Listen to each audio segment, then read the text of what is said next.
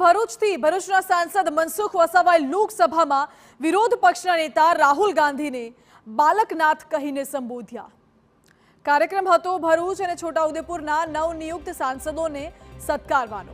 નર્મદા જિલ્લા ભાજપે Rajpipla town hall ખાતે યોજેલા કાર્યક્રમમાં ભરૂચના સાંસદ મનસુખ વસાવાએ કાર્યકરોને આ રીતે સંબોધન કર્યું અને વિરોધ પક્ષના નેતા રાહુલની કાર્યશૈલી પર પણ મનસુખ વસાવાએ સવાલ ઉઠાવ્યા।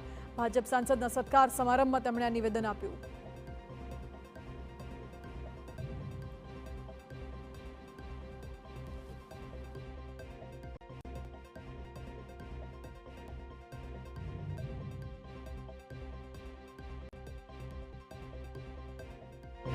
बालकनाथ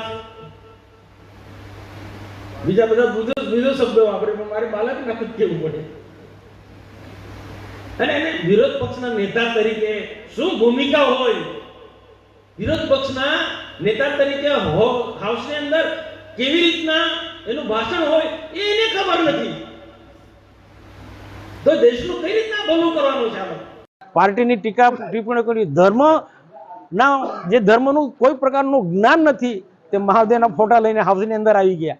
પાર્ટીનું હાઉસનું શિસ્ત રીતના જે ચૂંટાયેલા સભ્ય કાળજી રાખવી જોઈએ, પાર્ટીના નિયમો અરે સંસદના નિયમોને અવગણીને હાઉસની અંદર બોલે આડેધડ બોલ્યા, એટલે મેં કેટલાક નેતાઓને મેં આ શબ્દ બોલ્યો છું।